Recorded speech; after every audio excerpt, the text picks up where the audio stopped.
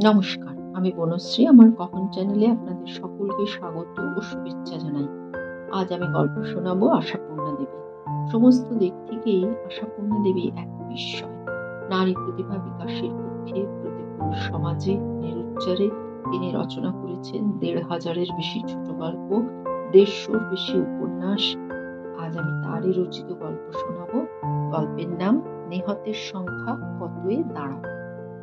ঝনঝন ঝন, লেপ চাপানো গাঢ় গভীর ঘুমের মধ্যে আওয়াজটা যেন একটা চাপা আর্তনাদের মতো বকাচ্ছে, বারে বারে ধাক্কা দিয়ে দিয়ে। লেপটা মুখের কাছ থেকে সরাতেই হলো। রাস্তায় কোনো গাড়ির বিকল হয়ে যাওয়া হর্নের শব্দ, নাকি ডোরবেলটার একটা না একটা অসহিষ্ণু ধ্বনি? এত রাত্রে কে? ঘুমের আমেজটা কেটে গেল। শব্দটার প্রকৃত রূপটি অনুভবে এলো। লেপটা ঠেলে মশারি তুলে মাটিতে নামতে নামতে অনুপম বলে উঠল, সেরেছে, বুড়ো ভদ্রলোক বোধহয় এই দুপুর রাতে পটল তুলল। কি মুশকিল! নিপা লেপ জড়ানো হাতেই অনুপমের পিঠের দিকের গেঞ্জিটা একটু চেপে ধরে বলে উঠল, এই খবরদার, ফোন ধরবে না। ধরবো না? না, বেজে বেজে থেমে যাবে। কি যে বলো, কি চেঁচানি চেঁচাচ্ছে, দেখছো না? কথাটা সত্যি।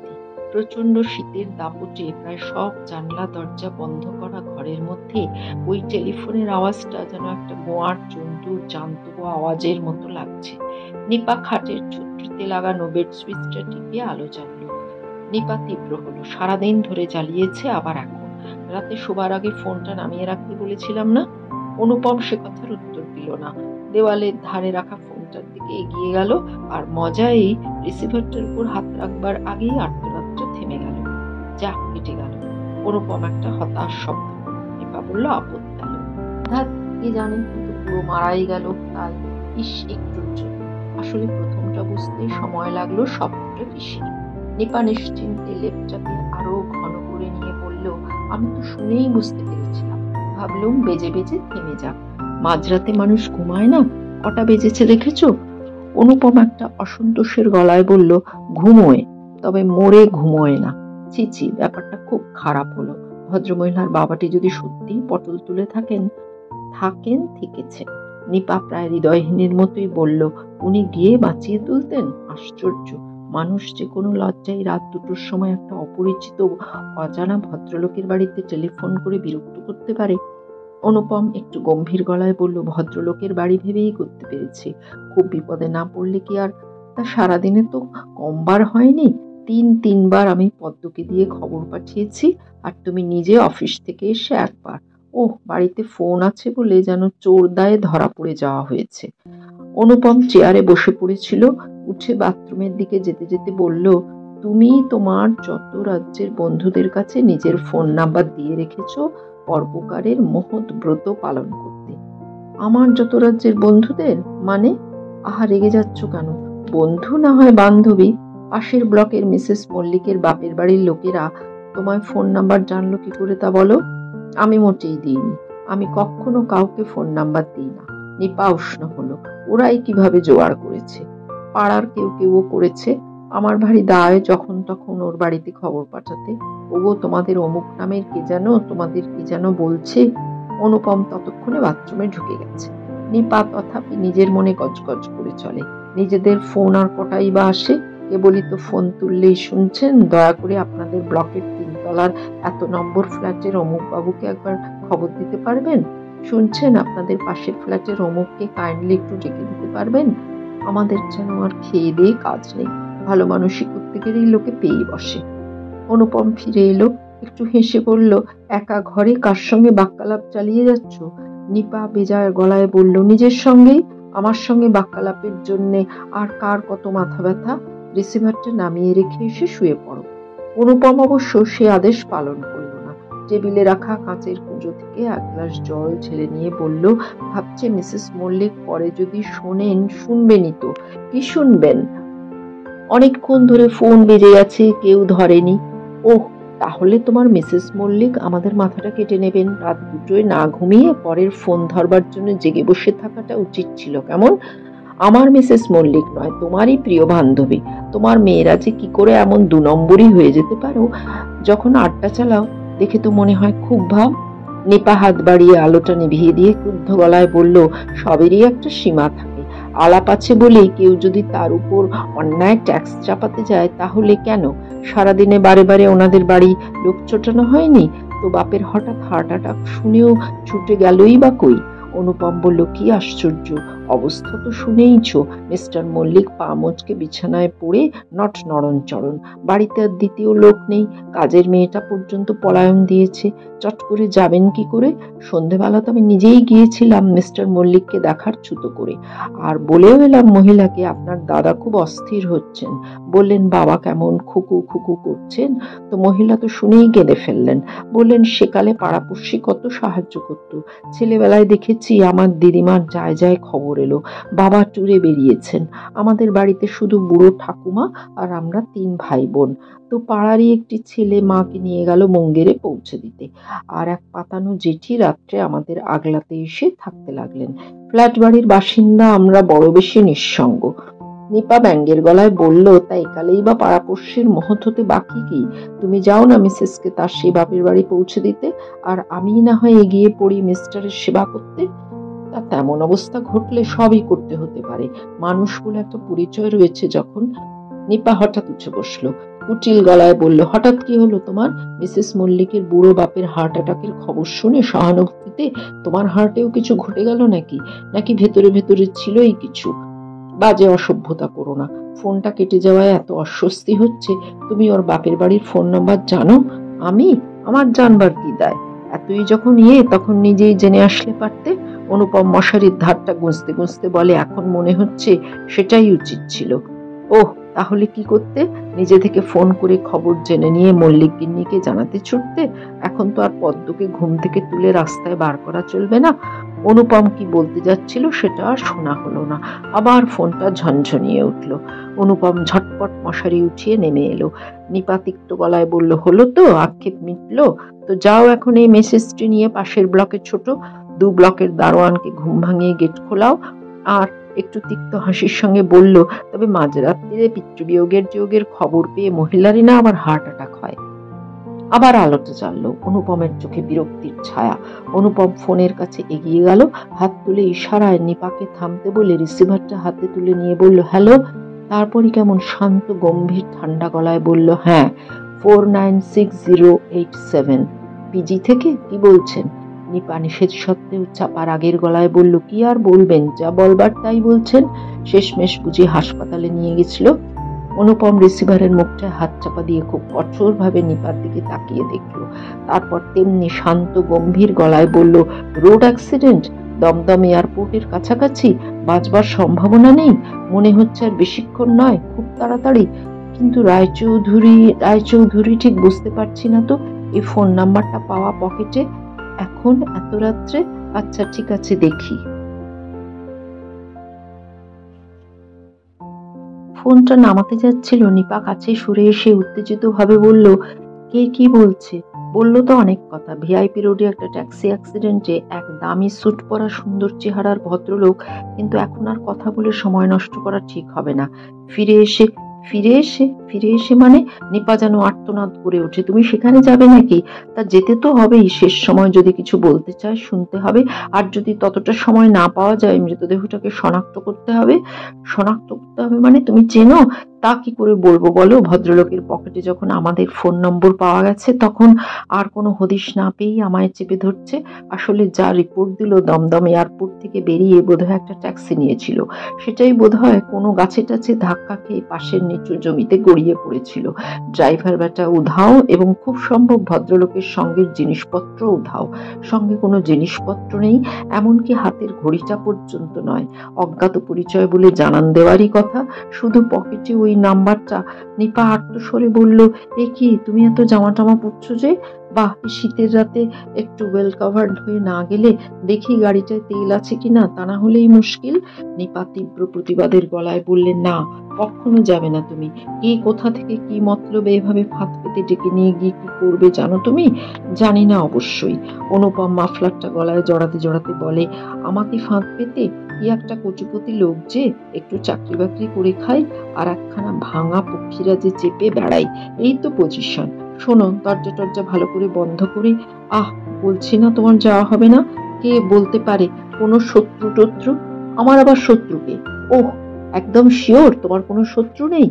অনুপম নিপার মুখের দিকে তাকিয়ে বলে, এতদিন তো সেই ভেবেই নিশ্চিন্ত আছি, এখন দেখতে হয় আছে কিনা। চমৎকার, শত্রুর পাতা জালে গিয়ে পড়ে দেখতে হবে শত্রু বলে কেউ আছে কিনা। আমি বলছি এ কোনো ষড়যন্ত্র।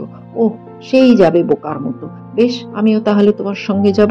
তুমি? হ্যাঁ হ্যাঁ, আমি তোমাকে এভাবে একা যেতে দেব না। অনুপম একটু হাসির মতো গলায় বলে, দুজনেই বোকার মতো কাজ করে লাভ কি, একজন অন্তত বুদ্ধিমানের মতো কাজ শুরু করুক। তারপরে হঠাৎ একটু দাঁড়িয়ে পড়ে বলল, আচ্ছা, তোমার জানা চেনা রায়চৌধুরী বলে কেউ আছে নাকি? নিপার পরনে শুধু নাইটি, লেপ থেকে বেরিয়ে এসেছে, তাই বোধহয় কেঁপে উঠল। সেই কাঁপুনির গলাতেই বলল, ছোট পিসেমশাইরা রায়চৌধুরী? ছোট পিসেমশাই? মানে তোমার ছোট পিসেমশাই? ঋষিরের সেই নেলাখাপা বুড়ো ভদ্রলোক? তা ওনার তো কোনো ছেলে টেলে নেই? নিপা আস্তে মাথা নাড়ল। তোমার কি মনে হচ্ছে সেই বৃদ্ধ ব্যক্তিটি এই শীতের রাতে হঠাৎ ভিটে বাড়ি ছেড়ে বেরিয়ে পড়ে ভিআইপি রোডে ট্যাক্সি অ্যাক্সিডেন্ট করে নিহত হতে বসেছেন? না, হলো না। বলল, টল ফিগার, সুন্দর চেহারার যুবক। নিপা, তোমার খুব শীত করছে, বিছানায় ঢুকে পড়বে। ও না, দরজাটা বন্ধ করতে হবে যে। তুমি যাবে না, তুমি যেতে পাবে না, আমার ভয় করছে, একা থাকতে পারবো না। একটা কাজ করো, বরং পদ্মকে ডেকে ঘরের মেঝেটায়। থামো, পদ্ম আমায় আগলাবে, তোমার যাওয়া হবে না। গেলে নিপা কি করে বসতে পারে তা আর শোনা হলো না অনুপমের। এই মহা মুহূর্তে আবার ফোনটা ঝনঝনিয়ে উঠল। ওহ, অসহ্য, আজকে ওটাকে ভূতে পেয়েছে। নিপা এগিয়ে এলো। না, তুমি ধরবে না। তুলে নিল রিসিভারটা। তারপরে বলে উঠল, ওহ, পাশের ব্লকের লীলা মল্লিকের দাদা, বলুন। ওহ, ডাক্তার বলছে রাত কাটবে বলে মনে হয় না। আগে ফোন করেছিলেন, বেজে গিয়ে কেটে গিয়েছিল। কিন্তু দেখুন। অনুপম এগিয়ে এসে নিপার হাত থেকে রিসিভারটা প্রায় ছিনিয়ে নিয়ে বলে, হ্যাঁ, খুবই দুঃখিত, মানে ঘুমের মধ্যে ঠিক বুঝতে পারিনি। কি বলছেন? যে করেই হোক যদি উনি একবার যেতে পারেন। ওনার বাবা ভীষণ কাতর হচ্ছেন খুকু খুকু বলে। সেন্স রয়েছে পুরো। আচ্ছা, ঠিক আছে, আমি না হয় ওনাকে খবর দিয়ে যদি যেতে পারেন পৌঁছে দিচ্ছি। হ্যাঁ, যতটা সম্ভব তাড়াতাড়ি। আচ্ছা আচ্ছা, ঠিক আছে। প্রতিবেশীর বিপদের সময় সাহায্য করবে, এতে আর। রাখছি। অনুপম ফিরে দাঁড়াতেই নিপা সর্পিনীর মতো ফুঁসে উঠছে। কি বললে? তুমি এখন ওই লীলা মল্লিককে ঘুম ভাঙিয়ে বুকে করে পৌঁছতে যাবে? ঘুম কি আর ভাঙাতে হবে? উনি কি আর নিশ্চিন্তে ঘুমোতে পারছেন আজ? অনুপম খুব সহজ গলায় বলে, আর বুকে করে কেন, গাড়ি করেই তো। ওহ, ভেবে দেখছো না এটা কতখানি বাড়াবাড়ি হবে? বেশি আর কি, আমাকে তো বেরোতেই হচ্ছিল। তো দেখছি মিসেস মল্লিকের বাপের বাড়িটা পিজির পথেই পড়বে। বাড়ি চেনা আছে বুঝি? ভারী কুটিল দেখায় নিপাকে। অনুপম পকেটে সিগারেট কেসটা পুড়ে নিতে নিতে আরো সহজ গলায় বলে, আমার চেনা থাকা না থাকার প্রশ্ন কেন? মহিলা কি আর চিনিয়ে নিয়ে যেতে পারবেন না? নিপা দরজার কাছে সরে আসে, বিধ্বস্ত অথচ কঠিন গলায় বলে ওঠে, আমি ভেবে পাচ্ছি না তুমি হঠাৎ এমন বেপরোয়া হয়ে গেলে কি করে। এই রাত 2:30টার সময় তুমি অন্য একটা ব্লকে গিয়ে একটা পরস্ত্রীকে একা সঙ্গে নিয়ে বেরিয়ে পড়লে, পাড়ার লোক কি ভাববে তা ভেবে দেখছো না? অনুপম একটু হাসলো। কে কখন কি ভাববে এত ভেবে কি আর চলা যায়? না, সবাই তাই চলে। ও নিয়ে মাথা খারাপ করো না। শোনো, সকালের দিকে না হয় তোমার পদ্মকে একবার ও বাড়ি পাঠিয়ে দিও, যদি মিস্টার মল্লিককে একটু চাটা বানিয়ে দিয়ে আসতে পারে। ও, এত দরদ? অনুপমে কথার উত্তর দিল না। অনুপম ঘর থেকে বেরিয়ে প্যাসেজে পা ফেলল। আর নিপা শেষমেশ যেন মরিয়া হয়েই প্রায় ঝাঁপিয়ে এসে অনুপমের জামার পিঠটা চেপে ধরে বলল, তুমি যাবে না, তুমি কিছুতেই যাবে না। আমার ভীষণ ভয় করছে, মনে হচ্ছে তোমাকে ভীষণ বিপদে পড়তে হবে। বুঝতে পারছো না একটা অদ্ভুত ষড়যন্ত্র? অনুপম তবু শান্ত গলায় বলল, তাই যদি হয়, ঘরে বসে থাকলে কি বিপদ এড়াতে পারা যাবে? তবে ব্যাপারটা একটু অদ্ভুতই বটে। সম্প্রতি আমাদের ফোন নাম্বারটা বদলে গিয়ে এই যে নতুন নাম্বারটা হয়েছে, সেটা তো এক্ষুনি দেশ বিদেশে চাউর হবার কথা নয়। দেশ বিদেশে মানে? কে বলেছে দেশ বিদেশে? নিপা যেন নিজেই কথাটার মানে বুঝতে পারছে না। অনুপম যে কি করে এমন শান্ত থাকছে কে জানে। বলল, বলেনি কেউ, সাধারণ বুদ্ধিতেই মনে হচ্ছে। লোকটা এয়ারপোর্ট থেকে আসছে যখন। নিপা দেওয়ালে পিঠ রেখে দাঁড়িয়ে ছাড়া ছাড়া গলায় বলে, কলকাতা থেকেও কেউ এয়ারপোর্টে যায় না, যেতে পারে না? যায় অবশ্যই, তবে বলল তো অ্যাক্সিডেন্টের অবস্থা দেখে মনে হচ্ছে এয়ারপোর্ট থেকে বেরিয়ে অকারণ এত সময় চলে যাচ্ছে। ওরা বলল যত শীঘ্র সম্ভব। নিপা যেন হাল ছাড়া ভাবে দাঁড়িয়েছিল, আবার ঠিকরে উঠল। অথচ ইচ্ছে করে লীলা মল্লিকের দায়টা ঘাড়ে নেবার সময় সে কথা মনে পড়ল না। অনুপম সিঁড়িতে নামতে নামতে ঘাড় ফিরিয়ে বলল, মনে পড়েছিল, তবু ভাবলাম একটা পুণ্য কাজ যদি করতে পারি। যদিটা কি তা আর শোনা গেল না, নেমে গেছে ততক্ষণে। নিপা ফিরে এসে ঘরে ঢুকে দরজাটায় ছিটকিনি তুলে দিয়ে বিছানায় আছড়ে পড়ে বালিশে মুখ ঘষতে ঘষতে চাপা আর্তনাদের গলায় বলতে থাকে, আমি মরবো, আমি মরবো, ও এসে দেখুক আমি। তারপরে হঠাৎ ডুকরে উঠল, বুক ফাটা আর্তনাদ, তবু চাপা গলায়। তা এ যুগে মর্মান্তিক শোকের বুক ফাটা আর্তনাদেও তো উচ্চরোল শোনা যায় না। অন্তত সভ্য শিক্ষিত শহুরে ঘরে এখন আর মরা কান্না নামক ভয়ঙ্কর ঘটনাটা ঘটতে দেখা যায় না। তাই অনুপম যখন লীলা মল্লিককে তার বাপের বাড়ির সামনে পৌঁছে দিল, তখন দূর থেকে তো নয়, একান্ত কাছে এসেও কোনো শব্দের ধাক্কায় পড়তে হলো না অনুপমকে। শুধু দেখা গেল মাঝারি মাপের সাধারণ চেহারা, দোতলা বাড়িখানার আপাদ মস্তক, সর্বত্র আলো জ্বালা। মনে হচ্ছে বাড়িটার যেখানে যত আলো ছিল সব জ্বালা হয়েছে। এই চিহ্নটি যথেষ্ট। লীলা মল্লিক গাড়ি থেকে নেমে পড়ার সময় প্রায় শব্দহীন হাহাকারের গলায় বললেন, অনুপম বাবু, আপনার এই খাটুনিটা বোধহয় বৃথাই হলো। দোতলার বারান্দা থেকে কে একজন চাপা ভারী গলায় বলল, যাচ্ছি। গলার শব্দে হাল ছাড়া ভাব, অর্থাৎ দরজা খুলতে যাচ্ছি, কিন্তু আর ব্যগ্র প্রতীক্ষা নেই। তবু অনুপমের মনে হলো সবটাই কি বৃথা? কিন্তু দ্বিতীয় জায়গাটায়, সেখানেও কি তখনও ব্যগ্র প্রতীক্ষা ছিল? না, সেখানেও প্রতীক্ষা শেষ। সেখানে যখন অনুপম গিয়ে দাঁড়ালো, পরিচয় দিল, কিন্তু সেখানে তো শুধু শনাক্তকরণের কাজ। সে কাজটাতেই বা সার্থক হলো কোথায় বেচারি? যে লোকটাকে অনুপম জীবনে কখনো দেখেনি, তাকে আবার শনাক্ত করবে কি হিসাবে? তবু অনেক জেরা, অনেক টানা হ্যাচড়া, অনেক ইত্যাদির গাড্ডায় পড়তে হলো। বাড়ির ঠিকানা, অফিসের ঠিকানা, কতদিন আগে টেলিফোন নাম্বার বদল হয়েছে, তার দিন ক্ষণ ইত্যাদি লেখালেখি। তবু কি ছাড়ে? বারবার প্রশ্ন করতে থাকে, আপনি বলছেন এই ভদ্রলোককে আপনি জীবনে কখনো দেখেননি, আর এর ইনসাইড পকেটের মধ্যে যত্নে রাখা এই মহিলাটিকে আপনি চেনেন না, জানেন না, জীবনেও না। তা অনুপম সত্যিই চেনে না সেই মহিলাকে। তবে কি করে বলবে, হ্যাঁ হ্যাঁ চিনি। আপনাকে এইভাবে অসময়ে ডিস্টার্ব করতে হওয়ায় দুঃখিত, তবে দেখছেন তো আমরা নিরুপায়। যতটা সম্ভব চেষ্টা তো করতে হবে ভদ্রলোকের পরিচয় জানবার জন্য। কে বলতে পারে এটা নেহাতি অ্যাক্সিডেন্ট, না ঘটিয়ে দেওয়া দুর্ঘটনা? সংসারে কত রকম ঘটনাই যে ঘটে চলেছে। তবে হ্যাঁ, ভবিষ্যতেও আপনার সাহায্য আশা করব। অনুপম মনে মনে বলল, সে তো অনুধাবন করছি। চলে আসার আগে আরেকবার মৃতদেহটা দেখলো অনুপম। ভারী সুকান্তি সুপুরুষ, দেখে বড় মায়া হলো অনুপমের। আহা বেচারা, শরীরের কোথাও আঘাতের চিহ্ন নেই, যেন ঘুমাচ্ছে। চোট লেগেছে শুধু মাথায়, সেও ভেতরে। সত্যি দেখে ভারী মায়া আর দুঃখ হলো অনুপমের। কিন্তু বাড়ি ফিরেও কি অনুপমকে আরেকটা মৃতদেহ দেখতে হলো? অনেকগুলো ঘুমের বড়ি খেয়ে নিষ্পন্দ হয়ে যাওয়া, অথবা সিলিং থেকে দড়ির ফাঁস লাগানো গলায় দোদুল্যমান, কিংবা বিভৎস অর্ধদগ্ধ একটা ভয়াবহ মূর্তিতে কুঁকড়ে পড়ে থাকা, এইরকমই তো একটা দেখবার কথা। গত রাত্রে অনুপম তার দুরন্ত জেদি অভিমানিনী পত্নীর সহস্র নিষেধ ঠেলে চলে যাওয়ার পর মুহূর্তে তেমনি একটা সংকল্পই তো ঘোষণা করেছিল সে বিছানায় আছড়ে এসে পড়ে। না, অনুপমের দুর্ভাগ্যের গ্রহটি বোধহয় এতখানি নির্মম হলেন না। অনুপমকে এক যাত্রায় তিনটে মৃত্যুর মুখোমুখি হতে হলো না। অনুপম এসে দেখলো নিপা বারান্দায় তার নির্দিষ্ট বেতের চেয়ারটায় বসে নির্দিষ্ট নিয়মেই খবরের কাগজখানা নিয়ে উল্টাচ্ছে। অনুপমকে দেখে নিপা শুধু খবরের কাগজটা হাত থেকে নামালো। অনুপম নিপার গত রাত্রের সংকল্প ঘোষণাটা শোনেনি, তাই অনুপম নতুন করে আর ভাগ্যকে ধন্যবাদ দিতে বসলো না। অনুপম সহজভাবে বলে উঠল, ও ফর নাথিং, আচ্ছা এক ঝামেলায় পড়া গিয়েছিল, অফিস যাওয়াটা ডকে উঠল।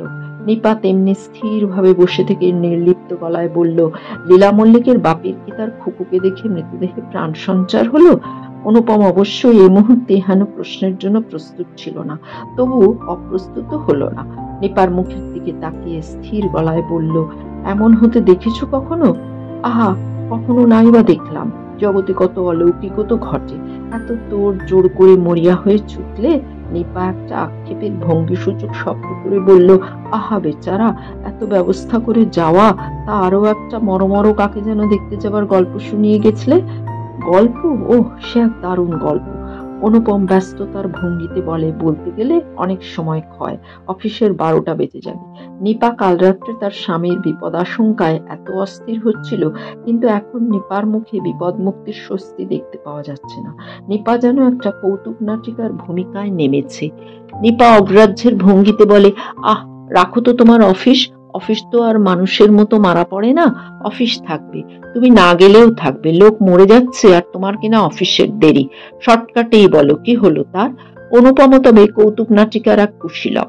অনুপম তাই ব্যঙ্গের গলায় বলল, তার আর নতুন কি হবে, নিয়তির শিকারের যা হয় তাই হলো, গিয়ে শুনলাম মিনিট কয়েক আগে মারা গেছে। হ্যাঁ, মারাই গেল? আহা বেচারা, তাহলে তোমার কপালে একই রাত্রে দুটো লাশ দর্শন? অনুপম অদ্ভুত স্থির ভাবে বলে, দুটো নাকি আরো বেশি সেটা এখনো বুঝে উঠতে পারছি না। মানে আবার কে মারা পড়লো? আরে সেটাই তো বিবেচনা করতে হচ্ছে, কে? তবে হ্যাঁ, ওই লোকটা সত্যিই বেচারা, দেখে ভারী মায়া হলো। বেচারি প্রেয়সীর ছবি আর ফোন নাম্বার পকেটে বয়ে কত আশা বুকে নিয়ে আকাশ থেকে নেমে মাটিতে পা ফেললো আর দৈবের ধাক্কায় স্রেফ মাটি নিল। নিপা হঠাৎ ওই একটা অগোছালো কৌতুক ভঙ্গি ত্যাগ করে উত্তেজিত গলায় বলল, ছবি মানে? ছবি মানে ফটো, একটি সুন্দরী মহিলার হাস্যবোধন ফটো, যার নিচে গোলমেলে ফোন নাম্বারটা লেখা ছিল। আর নিপা আরো উত্তেজিত গলায় বলে, সে তো রং নাম্বার। অনুপম আত্মস্থ গলায় বলল, সেই তো, সেইটুকু বোঝাতেই কত কাঠখড় পোড়াতে হলো। কোনো মতে বোঝাতে পেরে আপাতত ছাড়ান পাওয়া গেল। তবে কে জানে জল কত দূর গড়াবে আর নিহতের সংখ্যা কত দাঁড়াবে। ও ভালো কথা, পদ্মকে মিস্টার মল্লিকের ওখানে পাঠিয়েছিলে নাকি চাটা করে দিতে? কি পদ্মকে? নিপা ছিটকে ওঠে। এখন এই সময় লীলা মল্লিকের বাড়ির চিন্তা? আহা, চিন্তার কি আর এখন তখন আছে গো? রামধন গাইতে গাইতেও চুরির চিন্তা আটতে পারে মানুষ, রবীন্দ্রসঙ্গীত গাইতে গাইতে খুনের। অবশ্য যতদিন না বিজ্ঞানের শক্তিতে চিন্তার এক্সরে ফটো তোলার ব্যবস্থা হচ্ছে। তারপর তো হা হা হা, মানুষ নামের মহাবুদ্ধিমানেরা একদম ফোক্কা ফোঁপড়া। কি বলো, ঠিক বলছি না? নিপা ক্রুদ্ধ গলায় বলে, মাতালের মতো কি যা তা বলছো বুঝতে পারছি না। বলছি তোমাকে যে কি যেন শনাক্ত করতে ডেকে নিয়ে গিয়েছিল, তাতে তো ফেলিওর হয়ে এলে। আরে কে বললো ফেলিওর হয়ে এলাম? শনাক্তকরণটা ঠিকই হলো, তবে ওদের কাছে গোজামিল দিয়ে যা হোক ম্যানেজ করে দিয়ে আসা গেল। শনাক্তকরণ ঠিকই হয়েছিল, না হবার কি আছে? বেশি বুদ্ধিরাই তো হঠাৎ হঠাৎ এক সময় সাহসের বসে বেশি কাঁচা কাজ করে বসে। নিহত লোকটার সারনেম যে রায়চৌধুরী, সেটাই বা ধরা পড়তো কি করে যদি না ওই কাঁচামিটা হয়ে বসতো? নতুন ফোন নাম্বারটি নিবেদন করতে ছবির পিঠে মুক্ত অক্ষরে লেখা ছিল তো রায়চৌধুরীকে। নিপা হঠাৎ ছিটকে ওঠে, প্রায় বাঘিনীর মতো গর্জে ওঠে, কই, কোথায় সে ছবি দেখি? কি মুশকিল, সে ছবি কি লাশের পকেট থেকে জ্যান্তর পকেটে উঠে এসেছে? অবশ্য যদি না নিহতের তালিকায় নামটা না বসাই তো জানতো, কিন্তু সে জিনিস কি ওরা আমার হাতে ছেড়ে দেবে?